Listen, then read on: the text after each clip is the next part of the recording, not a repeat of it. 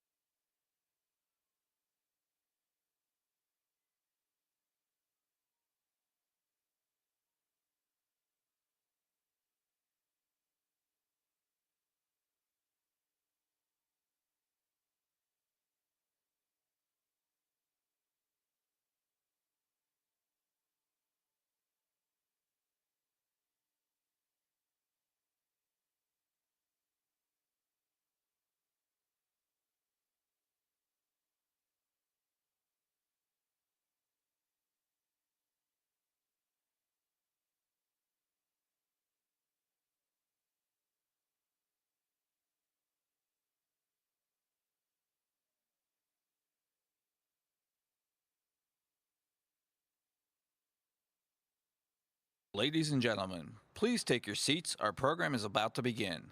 Thank you.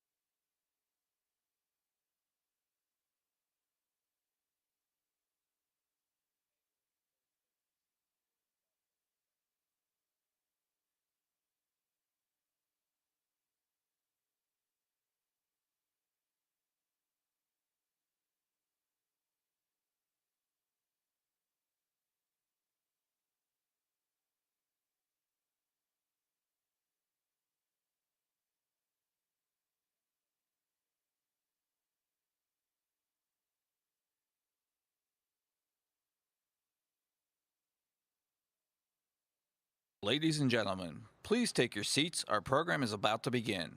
Thank you.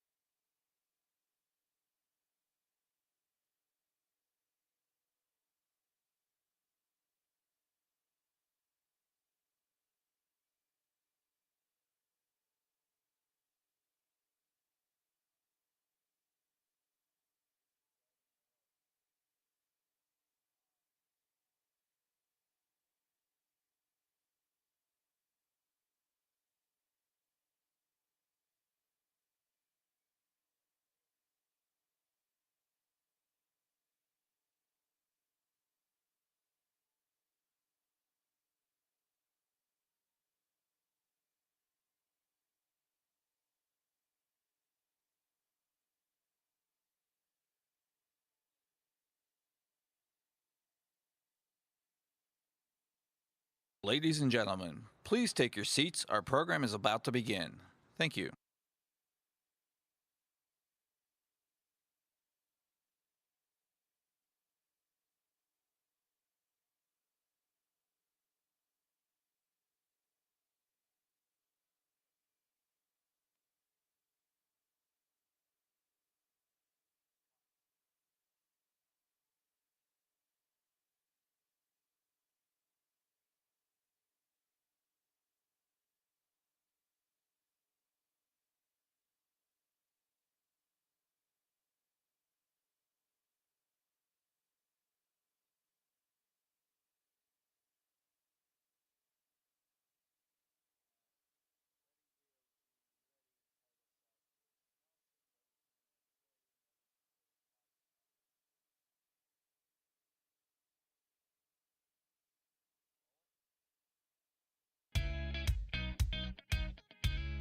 Please welcome to the stage ALEC Chief Executive Officer, Lisa B. Nelson.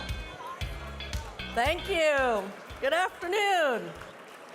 Welcome back. I hope you guys had a great use of the workshops and the trainings this morning. I know the sessions were packed. So once again, we are so thankful for all of your participation. Just as we hope that you'll walk away with added value, new information, and more connections, we also hope that you'll contribute to these conversations on the nation's most pressing issues through the conversations around you at your tables this afternoon. Pastor Shane Day is the Arkansas State Director for Capital Ministries, an organization that dedicates itself to bringing Bible studies to places of leadership, both at the state and federal level. Pastor Day creatively used virtual means in 2020 to circumvent the restrictions that were put in place in Arkansas State's capitals, and building to continue providing Bible studies to the midst of the COVID-19 pandemic, displaying remarkable perseverance and initiative. He is also involved in leading Bible studies in the Oklahoma State Legislature as well. He's a man of faith and action. Pastor Day, would you please come pray for our meeting today?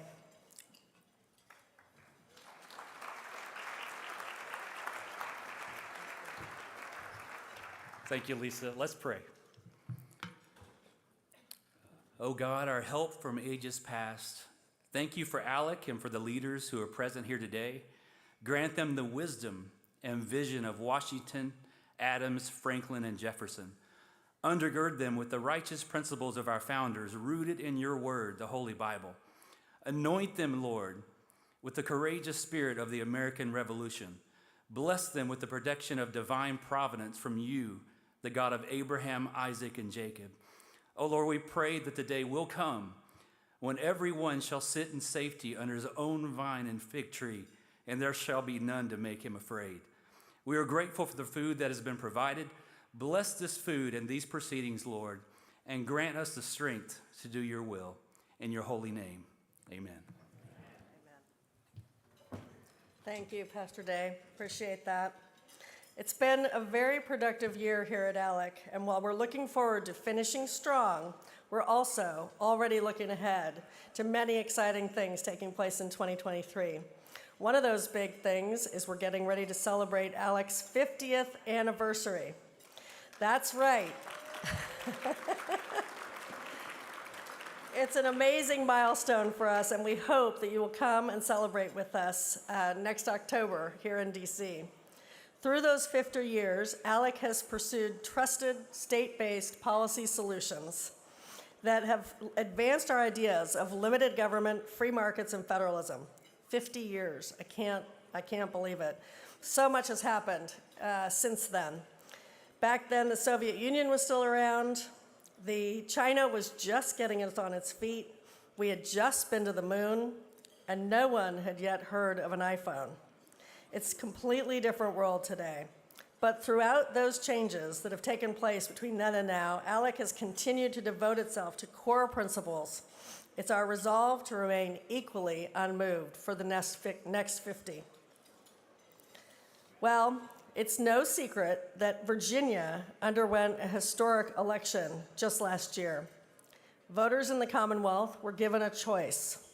Should individuals in their community be given the ability to set their own path, Should parents be the guiding factor for things as sensitive as their own child's education or government? The people of Virginia made it loud and clear that they wanted a say. They wanted the freedom to operate their businesses in a way that was appropriate for them. They wanted to be able to make the correct decisions about where and how their children learned and went to school. And they wanted to and will protect, they wanted a state leader that would protect their rights. As a result, Governor Glenn Youngkin and Lieutenant Governor Winsome Earle-Sears were voted into office, and they've been hard at work for the people of Virginia ever since. Today, we have the pleasure of hearing from Lieutenant Governor Winsome Sears, someone who's a beacon of perseverance and dedication. She's a native of Kingston, Jamaica, who immigrated to the United States at the age of 6. Later on, she would join the United States Marine Corps. Before becoming Lieutenant Governor, she has an extensive track record of civil justice, having served as the Vice President of Virginia State Board of Education and a presidential nominee to the U.S. Bureau of Census, co-chair of the African American Committee, and part of the Advisory Committee on Women's Veterans Affairs to the Secretary of Veterans Affairs. She was also a state legislator in Virginia and a member of ALEC at the time. Ladies and gentlemen, please welcome me and give it a warm welcome to Lieutenant Governor Winsome Earle-Sears.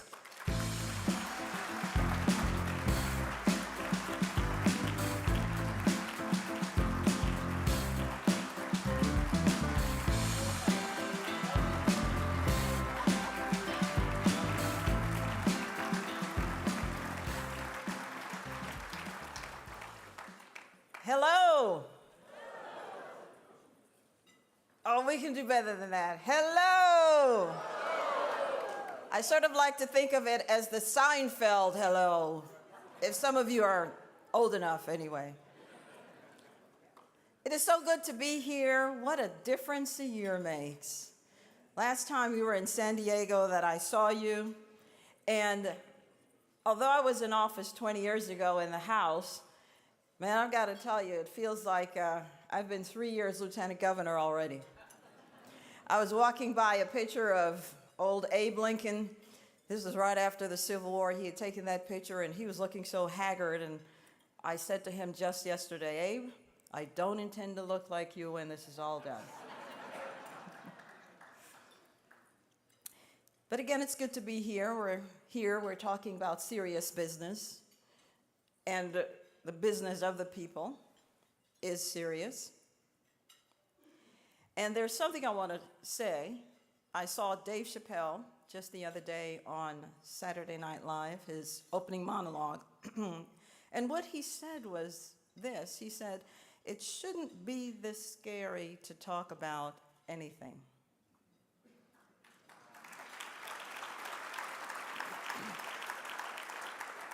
Because, you know, the court jesters back then, they were the ones who had the ability to talk to the king, to talk to the politician about things that were hard to hear. And our comedians today really are our modern day court jesters. So when he says it shouldn't be this scary to talk about anything, it shouldn't be. So we're going to change that.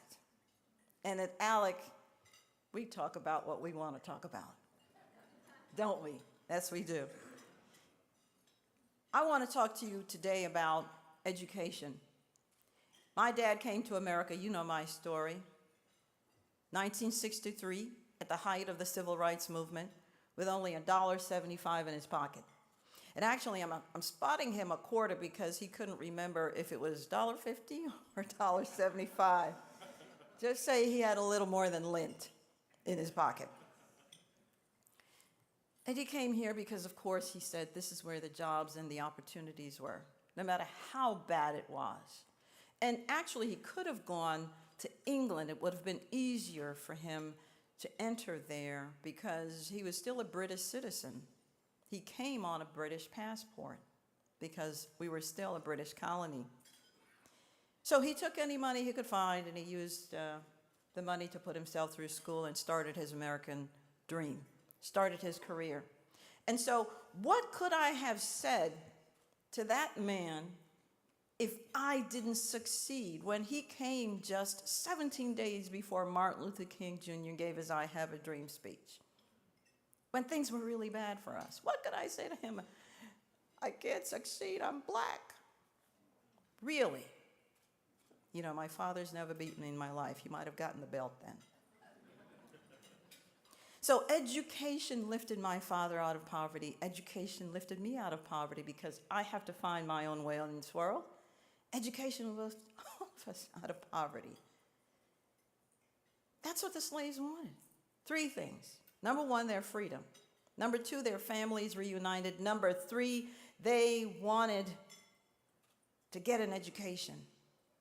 Frederick Douglass, you know he's a Republican. Frederick Douglass said when his master learned that his master's wife was teaching him how to read and write, that he said to her, "Don't do that. It's against the law, number 1, and once a slave knows how to read and write, he's no good for anything. He thinks that he can achieve." So, education is where I am. And education we are going to fight for, but what type of education? Education, parental choice. It is time. We're not asking the school boards anymore. We're telling them, you are going to give us the ability to choose where our children will go to school. I did a men's prison ministry for 2 years. 72% or greater of the incarcerated are functionally illiterate. I ran a women's homeless shelter. Most of them were illiterate. There is a reason why we talk about a school-to-prison pipeline. Indeed, the NAEP scores are showing us that we're only fooling ourselves and guaranteeing our children a terrible future. In Virginia, we learned that by the time our children reach the 8th grade, when it comes to math, 35% of them who are Asian are failing. 45% of white children, 70% of Latino children. And this number brought tears to my eyes, 84% of black children cannot do math. And by the way, they almost never catch up. So, we're not asking anymore, we are demanding, we are telling them that we want school choice now.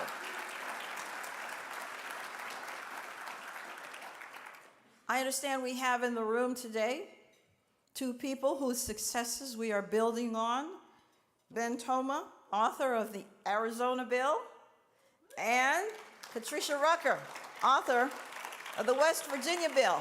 So we know it can be done. You've shown us the path. I support increasing innovation and opportunities for our students, whether it is lab schools, whether it is charter schools. 20 years ago, this is not my first rodeo. When I was in House, I put in a bill to expand charter schools so that, number 1, higher ed would get involved. Number 2, immunity would also apply to them in the same way that it applies to other public schools. And then this one last piece, number 3, that we want to know not just the granting of the charter schools, but also the denials and why. You couldn't just willy-nilly deny. And my God, after 10 years in Virginia, we still only have 7. So, it shouldn't be this hard. It shouldn't be this scary to talk about anything. School choice is the new Brown versus Board of Education fight. Because what was that fight about? It was not to get into necessarily public schools or white schools, whatever that meant. It was for a parent to decide where to send their own child to school. That was the foundation of it. The new redlining is the zip code that keeps us in our schools, and we're not having it anymore. Not at all. We have even lowered the standards of getting into higher education. 65%, we are told, 65% of the new students when they go to college need remedial education, what they should have had in high school. Something is wrong. Something is terribly wrong. You know who's not lowering their standards? Let's check the boxes. China, not lowering their standards. North Korea, not lowering their standards. Russia, Iran, India, all of these places. In fact, on the PISA test, the national test, actually the international test of all students, we find out that China is number one. America, which is the number one superpower, is number 13. How long do you think that will be good? No, we're not lowering the standards any longer. We cannot be a people so transfixed and bound by the past that our children are unable to move into the future, because the world is not waiting for them. We know that. They must be ready. They must have a hope and a future. So, as Abraham Lincoln said, a house divided cannot stand. We're not going to burn down our own house. Ronald Reagan indeed said this in his speech, A Time for Choosing, 50 plus years ago. He said, "I believe that the issues confronting us cross party lines. I think it is time we ask ourselves if we still know the freedoms that were intended for us. Because if we lose freedom here, there is no other place to escape." It shouldn't be this hard, this scary to talk about something. No, America isn't perfect. We have a saying in church, and it's this: I may not be what I'm supposed to be, but I ain't what I used to be. And that's America, isn't she? No, she's not perfect, and she was created by imperfect people. But we're going to keep her. I'm not going to trade her, and I know you wouldn't either. We have got to do well for our children so that when they ask, "What did you do?" we can say, "We fought, and we kept fighting," so that you would have a hope and a future. Because they're depending on us to do well. Because, again, as President Reagan said, takes one generation. That's it. And in fact, before him, Abraham Lincoln said, "The policy of the classroom in one generation will be the policy of the government in the next." We see it before our eyes, and we are saying, not any longer. We are going to do something about it. It's about our children. We're not asking anymore. We are demanding. Next year, we are going to be putting in a bill on school choice, and we will say to them, "Go ahead. Vote against it if you dare, because either way, we win." Because it's an election year, so. So God bless you. Keep fighting. You can accomplish anything if you're willing to lose. God bless you. God bless America. Please welcome back to the stage, Karen Fan.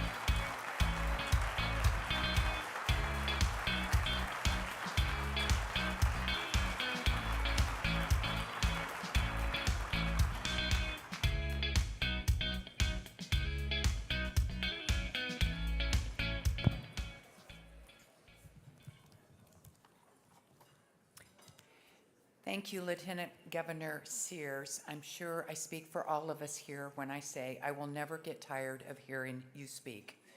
She is amazing. She is a shining and rising star, and we want to make sure that we will always be the wind behind her back and help you move on forward.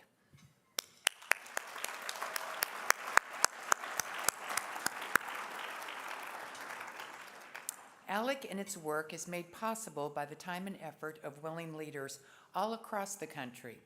I'm thankful to have played a part in that leadership here as the 2022 ALEC National Chair. Next year, this role will be held by Daniel Perez. He is a state representative from the 116th Florida district. Do they really have that many districts in Florida? We have 30 in Arizona. And he is a longtime friend of ALEC.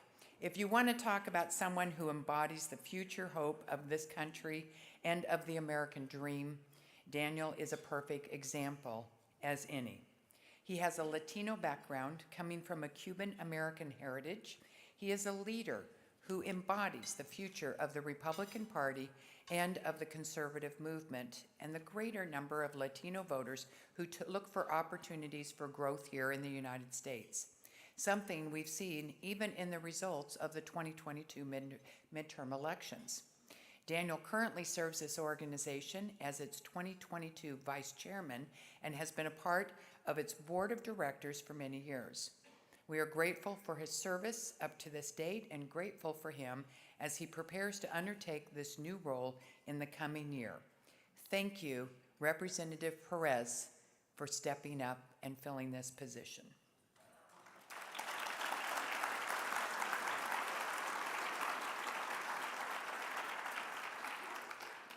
The ALEC International Pioneer Award is presented to leaders on the international stage whose careers exemplify a commitment to ALEC's Jeffersonian principles of free markets, individual liberty, and limited government, but unlike ALEC's Thomas Jefferson Freedom Awards, International Pioneer Award recipients are not American. A recipient of the International Pioneer Award is marked by serving the causes of freedom and liberty both in their own countries and abroad, and have inspired generations of future leaders with their leadership. Well, this year, we have the distinct honor of handing out this year's International Pioneer Award to someone who has quite literally defended the geopolitical stability of Europe and kept an entire country out of the reach of attempts to dominate, intimidate, and conquer. It's been the better part of a year since Putin announced a special operation to conquer the sovereign nation and state of Ukraine. But what he thought would be a quick and speedy exercise turned into an all-out defense that captured the attention of the world and demonstrated that a free people would not so easily surrender to tyranny. That effort was led by our recipient today. It is with great honor that we present the International Pioneer Award to one of the great leaders of our time, Vladimir Zelensky, who is the president of Ukraine. And here to accept that award on behalf of the Ukrainian presidential office is Her Excellency Oksana Markakova. I swore I wasn't going to mess that up. Markakova, Ukrainian ambassador to the United States. Would you please help me welcome the ambassador?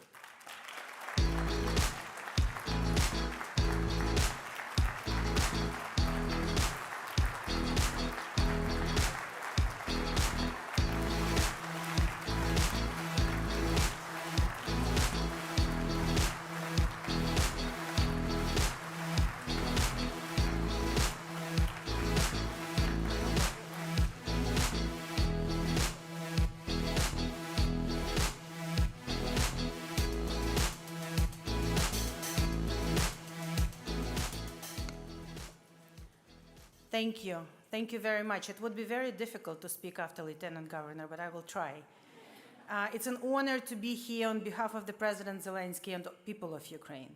I'm so happy to be in the audience with so many members and so many ALEC excellent members elected by the people of this great country. I'm also happy that we have a member of Ukrainian Parliament, Alexei Goncharenko, with us. Thank you for being here. It's very special to get this award to President Zelensky in times when we fight for our freedom. One of the recipients of this award, Margaret Thatcher, once said her very famous phrase that when people have the freedom to choose, they choose freedom when they are free to choose. This is what Ukrainian people do today. We choose freedom, and we made that existential choice repeatedly during the previous 400 years. But unfortunately, we also lost that battle repeatedly during the previous 400 years. And in 1991, 98% of Ukrainians said yes to freedom and independence again, and we finally became free from Russia, whether it was called Russian Empire, Soviet Union, or Russian Federation now. And we started building our own country, and this is what we as Ukrainians like to do. We like to build the country like we want to live in it. We want to choose freely our leaders, and we want to change them regularly. And that's what differentiates us from Russians.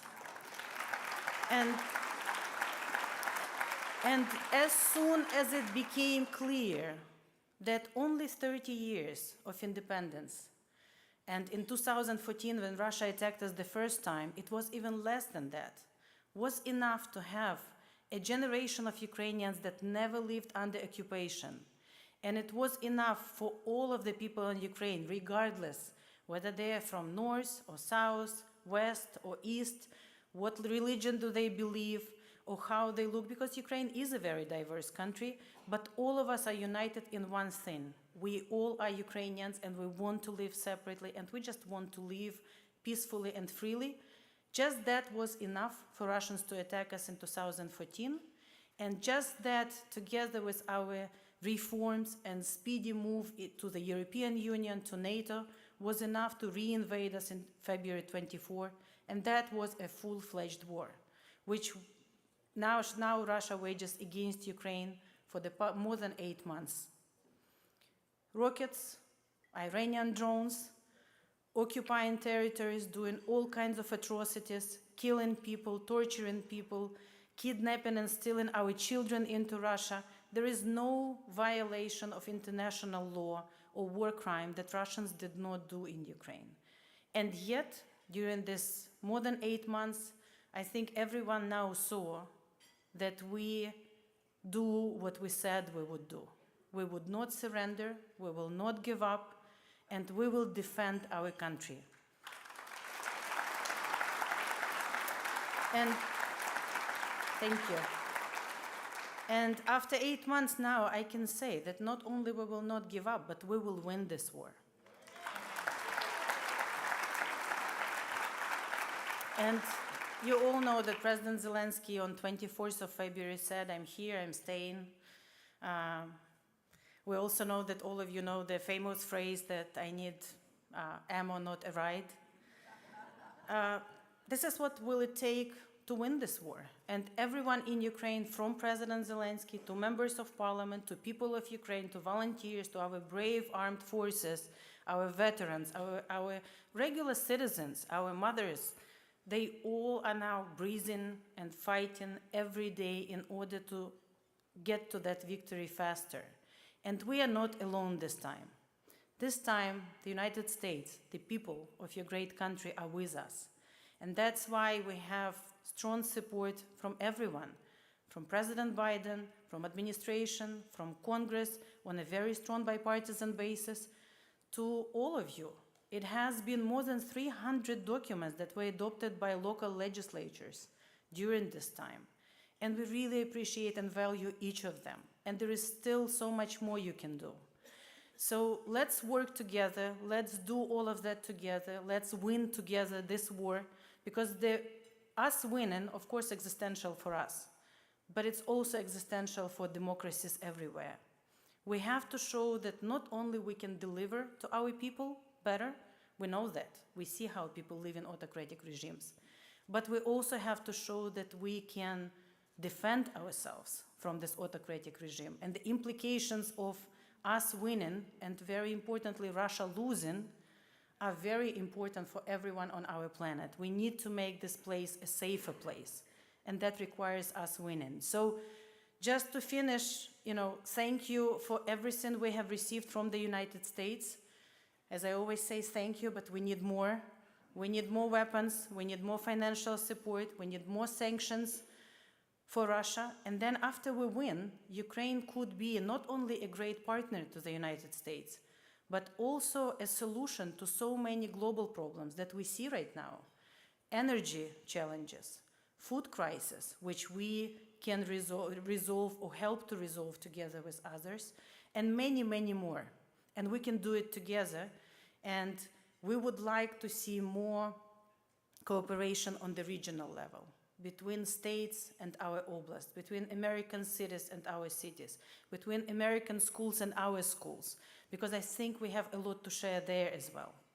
So with that, I want to say thank you to all of you for this award. I want to say thank you to all Ukrainian defenders who are on the front lines fighting as we speak so that I can be here and speak. And I want to say God bless America. Thank you.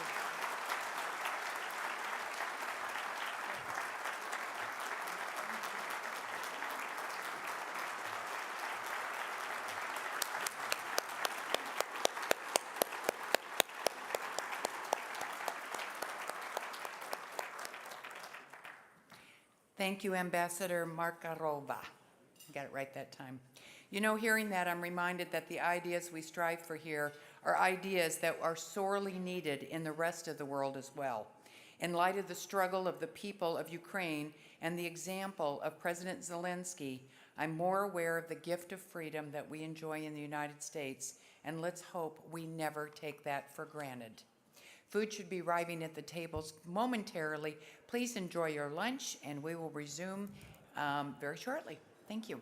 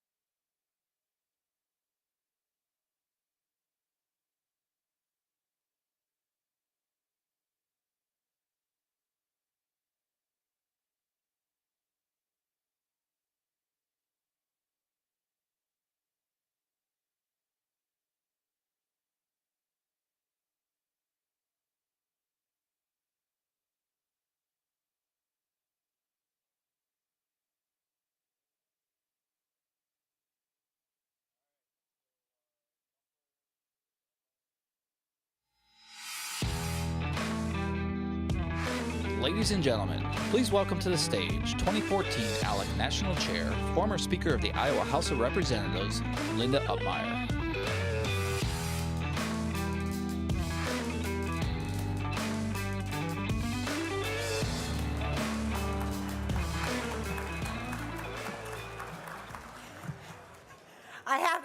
Okay, off script, I got to chuckle. I've changed my hair color, can you tell? So that's fine, it's good. But what a pleasure to be back with you again here on stage, getting to welcome you. I hope you've enjoyed your lunch and everything that's gone on today. It's been a wonderful day so far. Let me just say, I hope you've also had an opportunity to meet some new people. So, we remind people often, try and find another chair, to sit at a little different table, expand your connections. It's a wonderful part of what ALEC does. Being able to interact with leaders from across the country, these organic interactions often produce the most constructive conversations. I also want to extend my congratulations to the 2023 ALEC National Chair, Florida Representative Daniel Perez. From a former national chair to a future one, you are not alone, not ever. At ALEC, you are surrounded by leaders that are up to the challenge of meeting the diverse needs of the individual states. We come together to share ideas about what works and what doesn't. We take a global approach to problem solving, looking for the very best ideas wherever they may be. We look forward to you continuing to create an environment where new leaders can emerge. This organization is in excellent hands. Okay, now it is my pleasure to introduce a very good personal friend of mine, Newt Gingrich. Not yet, Newt. I worked closely with Newt when he ran for president, having led the components of many of the efforts in the Iowa campaign. Having the pleasure to work alongside Newt is actually something I have in common with ALEC's CEO, Lisa Nelson, who also had that opportunity to work closely with Newt. And as you can see, the three of us still work together today, advancing many of the principles you've heard at this summit. At unique events like this one, we are brought together by a common concern for the issues playing out in the states, understanding their importance and highlighting their significance in a larger national conversation. Beyond being a personal friend, Newt is someone who has championed ALEC's principles since his days as Speaker of the U.S. House of Representatives, and frankly, as we were talking, even long before that. He's been fighting for limited government since initially proposing and passing his contract with America that called for more transparent and more responsible federal government. And now he continues that same effort by joining us here today. Please help me welcome to the stage longtime ALEC friend and political visionary, Newt Gingrich.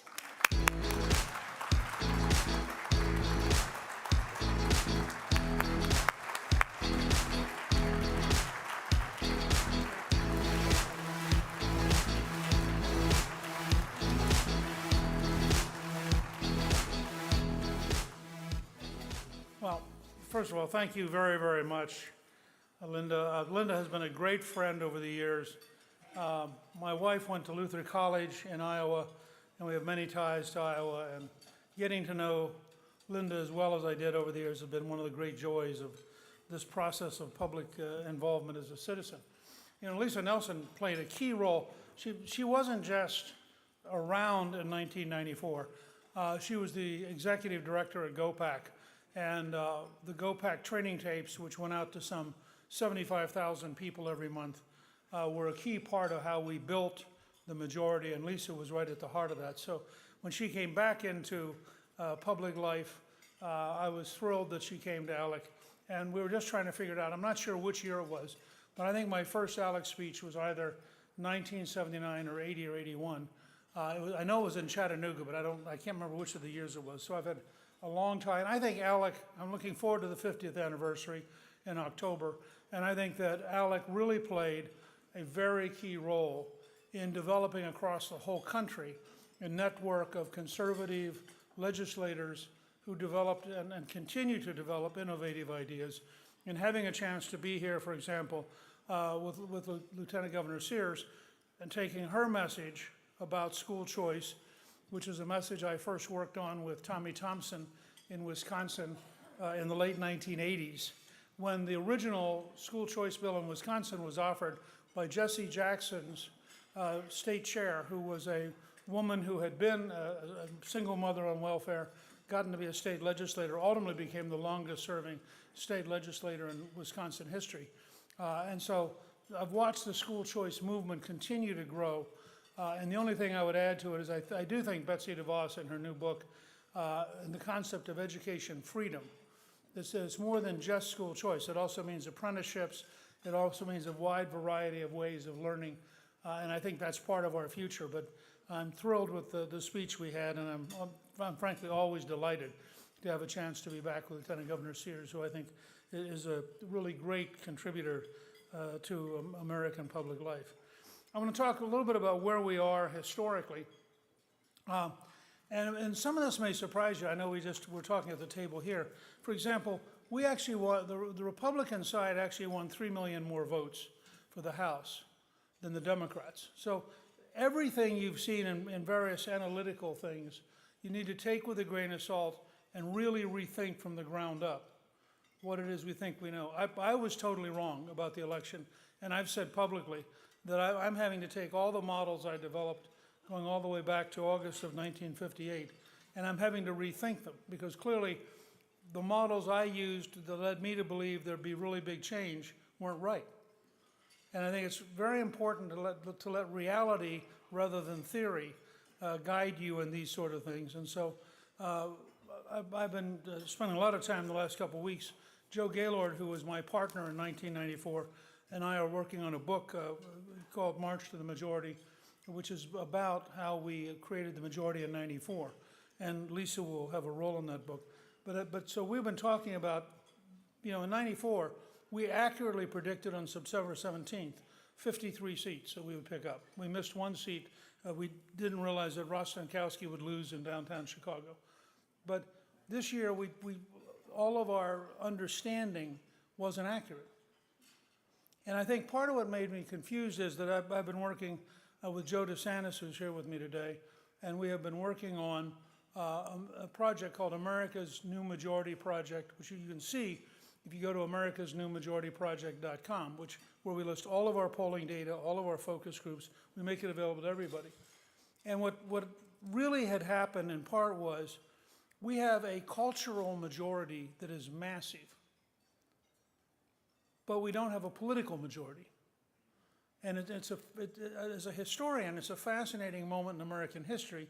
If, like Lincoln, you believe in government of the people, by the people, and for the people, then you have to really wonder if the people culturally are over here, but the political systems are over here, then there's something profoundly out of whack.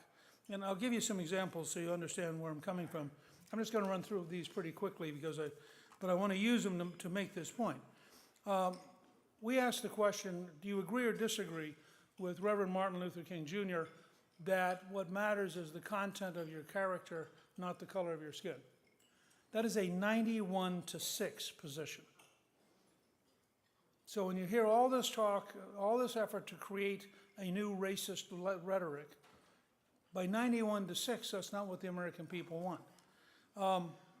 We asked people whether you favored a free market capitalism or you favored big government socialism. 82% preferred free market capitalism. In fact, there's under 1 out of every 5 Americans who favor big government socialism. We asked, how do you feel about the work ethic? One of the major achievements when I was Speaker was passing a welfare reform which tied getting resources to going to work or studying in order to go to work, but we quit giving people money to do nothing. So I went back and checked. Well, but all of you can apply this in your states, and you can also apply it in putting pressure on your congressional delegation. 74% of the country, 3 out of 4 Americans, believe that if you get money from the government, you should work for it. You shouldn't just be given it to be dependent. We asked the question about, this goes back to parents and parental rights. 88% of the country, almost 9 out of every 10 Americans, believe parents have the right to know what is going on in the schools. Now, at 88%, every state ought to be able to adopt a law that guarantees the parents of that state the right. Now, everybody on the left, they will fight this bitterly because they understand if parents actually know what's going on in the schools won't be able to be as radically left as they are. But when you have an 88% majority, it ought to work. 87% of the country believes in price transparency in health care. That you ought to be able to find out what is it going to cost, and it ought to be clear and simple. Now again, you're going to have very powerful interest groups that oppose that because they like the idea that it would be like running a Walmart or a Costco where they didn't show you any prices until you checked out. You know, and then they didn't quite explain what the prices were. So again, here's an issue where every state has an opportunity to be with the American people. Just 1 or 2 more examples. 84% of the American people believe that the founding ideals of this country are worth fighting for. So when somebody who's woke shows up, and by the way, in terms of the state universities and the state colleges, there should be a very serious effort in every state in the country to figure out what are we going to do about professors who are clearly crazy. I mean, you know, I did a podcast about 2 years ago with a guy named, a strange name, he's Lebanese. His name is Glad Sad, and he's a professor in Canada, and he says that he's lived through 2 civil wars, one when he was a teenager in Beirut, and the other the last 20 years on a college campus. And the theme of his book is that you're not dealing with a political extremism, you're dealing with a mental health problem. That these people are just nuts. Well, I don't know that you have an obligation for the taxpayers of your state to pay for nuts. Now, that'd be a pretty good debate. If you have somebody teaching things that are profoundly false, why are they doing it? And you have, for example, some parts of the country, and this goes back to what the Lieutenant Governor talked about, you have several places in the country now where there's a serious effort to abolish mathematics because mathematics involves a clear answer, and a clear answer means you can be wrong. And if you can be wrong, that will make you feel bad. So in order to avoid you feeling bad, we should not have you learn math. Now, to give you the opposite view, in my office, I have a poster. Clist and I did a movie called 9 Days That Changed the World about John Paul II, going back to Poland in 1979. And when we were in Poland filming it, the Solidarity Union, which had stood up against the Soviets, gave me a poster from that period, and I have it on my walls. It's really fabulous. And it says in Polish, for Poland to remain Poland, 2 + 2 must always equal 4. Now, it's a direct repudiation of the scene in Orwell's 1984, where the interrogator says to the citizen, if we tell you 2 + 2 = 5, it equals 5. If we tell you 2 + 2 = 3, it equals 3. We, the state, define truth. And this is the heart of the fight we're in the middle of right now in this cultural civil war between people who believe that there is no truth, there is no abstract ability to define, 2 + 2 = 4, and therefore you shouldn't teach it because after all, what if somebody writes 5 and now you're going to make them feel bad because you're going to suggest they had the wrong answer when in fact there shouldn't be any wrong answers because it's all relative. And that may sound goofy, but that is a serious intellectual effort. And the question I have is, why would any public school paid for by the taxpayer have to tolerate this kind of nonsense, which is enormously destructive, particularly of the poor? I mean, if you can't learn how to read, you can't learn how to write, and you can't learn how to do math, what is it we're paying for? And yet, in school after school, that's the result. And that's why I think what the Lieutenant Governor talked about in terms of school choice is central to changing the system. So, given all that, I think the great challenge of our time is how do we return to government of the people, by the people, and for the people? If over here you have, as I hope I just convinced you, and you can certainly go to our website at americasnewmajorityproject.com and see tons of data. If over here you get this massive majority, in 70, 80, sometimes 90%, and over here you have a power structure deeply, bitterly opposed to every cultural value I just described. And how do you then operate in that kind of a world? And what I want to suggest to you is that there are 5 things I can offer you to try to, as key steps in the direction of fixing this. The first one will prove that I really was a teacher. I encourage all of you, if you've not already done it, to buy a copy of Peter Drucker's The Effective Executive, which is 167 pages long. Read it, underline it, reread it once a year until you thoroughly understand it. And the reason I say that is, I first read it in 1969. I doubt if I could have helped create a majority and become Speaker without it. And in order for us to build the momentum, we have to learn a level of effectiveness that overcomes the news media, the internet giants, the big corporations, the universities, and the government bureaucracies. Well, that's a pretty tall task. And I think you'll find learning to be effective is a pretty good first point. But then I have 4 specific policy proposals. The first is to take the time, whether in committee hearings or town hall meetings or whatever, take the time to define what the outcomes are that you want. Because what happens to us is we get involved in process. So, are you for education? Well, how much more are you willing to spend next year? Or, are you for the environment? Well, how much more are you willing to regulate next year?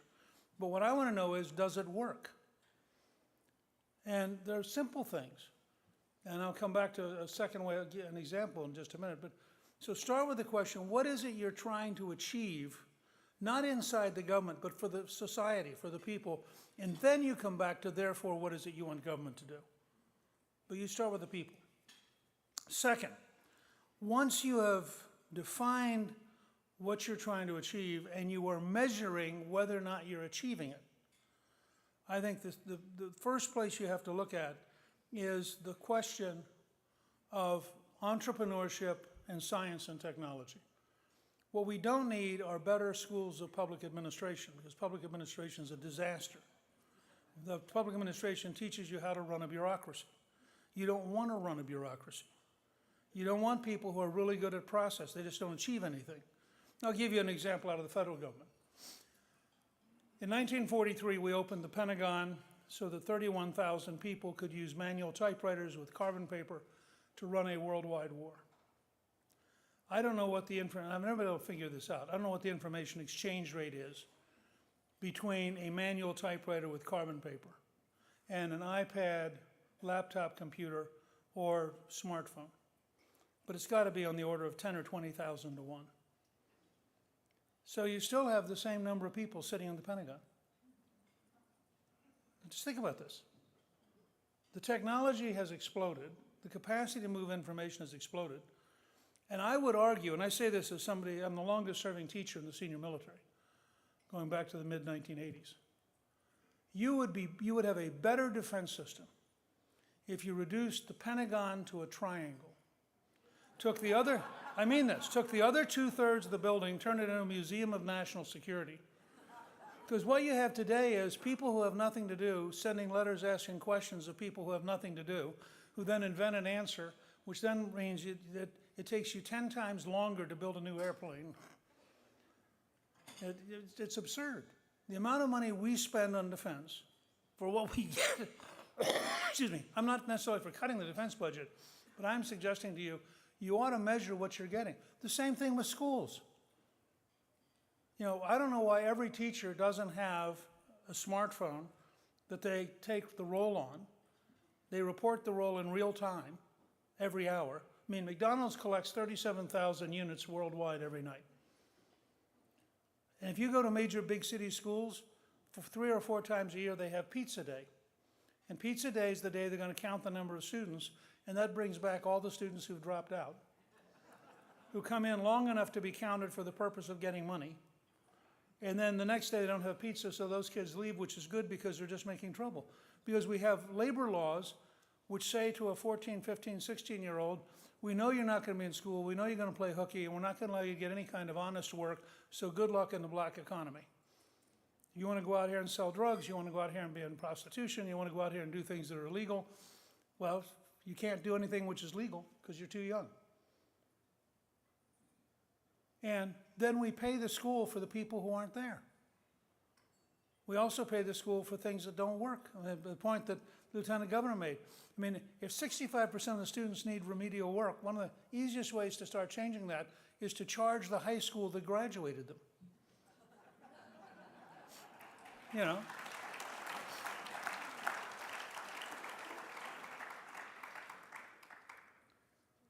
So look to, and we work, for example, somebody's going to, I think, brief one of your committees today with Sync Health, which is an example of what I'm talking about. Look to technology, look to entrepreneurs, find things that empower you to get things done. The next thing I would suggest to you is that you have to apply the principles that work. Now, this requires a real argument. I'll give you 2 examples. Excuse me. I really believe in the work ethic. And so I would argue that any law or rule which minimizes work is inherently dangerous. And any law or rule which encourages work is inherently good.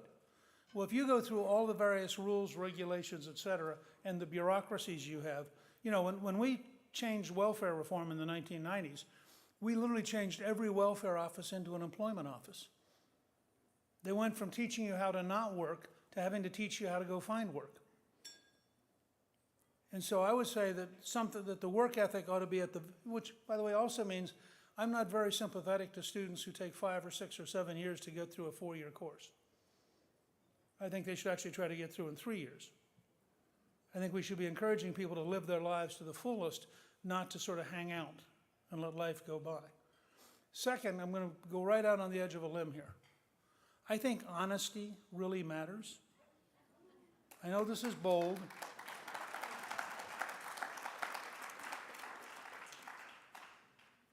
I mean, I realize that this is actually, let me explain what I mean. The state of California lost $20 billion in unemployment compensation to theft, probably to criminals in the California prisons using California computers. $20 billion. Do you know how many crooks you have to steal $20 billion? The state of Washington lost about $620 million, mostly to Nigerians, who have a new internet-based foreign aid program called We Steal It From You Guys Because You're Stupid. Now, I'm prepared to say that's wrong. The head of the Washington State program and the head of the California program were promoted by the Biden administration to federal programs with even more money. This is really dumb. If you reward people for presiding over theft, why would you be surprised you have more theft? So again, it's bold, it's out on the edge, but I actually think, you know, honesty would be a good baseline for us dealing with things. Finally, I think that it's very important, and this will be very controversial, have a bias in favor of replacing rather than reforming. Because I really believe that some of these systems are so broken that you can't fix them. And you can play games with them and they will simply absorb your reforms and they'll simply continue to be whoever they want to be. And therefore I think you have to really think about replacements. The railroad was not a reform of the stagecoach. It was a totally different model. And we are at a point in time now, and I'll leave you with this one example. NASA has managed to work with big corporations and lobbyists to spend billions and billions of dollars building a space launch vehicle, and they've gotten one up so far, which is currently circling the moon. And it's very cool. I mean, it's big, about the size of the Saturn V, which went to the moon. Elon Musk is now mass manufacturing a vehicle almost as big for about 10% of the cost. And the vehicle he's building is reusable. The NASA bureaucracy and the lobbyists will die trying to avoid the change because they have so much invested in a program that is hopeless. But it's their program. And that's typical. Every state has these same things. So I just want to close with this thought. We are at a remarkable turning point in American history. Every time the elites have grown arrogant and attempted to dictate to the American people, they've failed. Whether it was the railroads or Standard Oil or the coal miners in 1902 or IBM, go back and look at history. Every time, the American people have this deep belief that Lincoln was right, that this country is about government of the people, by the people, and for the people. You are the folks, ALEC is the organization that is going to carry this message across the country and that is going to enable us to once again reassert that of course we're going to have a great future. We're Americans. We have 330 million free people. And we can outwork, outthink, out-innovate the entire rest of the planet if we just get the bureaucracy and the regulations out of the way, and if we take advantage of every opportunity to encourage people to go out and invent the future. ALEC will be a key part of having that happen, and it's a great honor to me to be able to have been here with you today and to share these ideas. Thank you very, very much.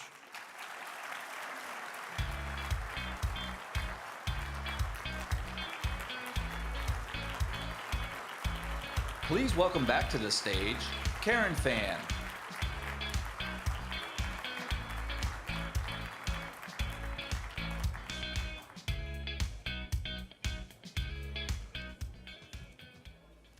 Always an honor and a pleasure to listen to such a great man as Speaker Newt Gingrich.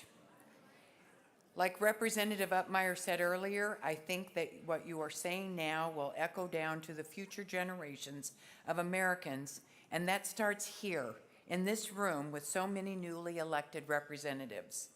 And I want to make sure everybody knows that tomorrow you will be hearing about the price transparency that Newt talked about with Cynthia Fisher. You also will not want to miss our other keynote speaker at lunch tomorrow is Vice President Mike Pence will be joining us. I hope you've enjoyed this opening lunch. We've got so much more left for you today, so be sure to pay attention to your ALEC Events app for any updates by including the meeting agenda times, locations, and it's your best bet to get to where you want to go as quickly as you can. We've got task force meetings coming up here in a moment, so make sure you note which ones are high priorities on your list. We hope you will join us this evening as we honor Florida Representative Daniel Perez as the new incoming 2023 National Chairman at our incoming Chairman's reception, which will be from 5:15 to 6 p.m.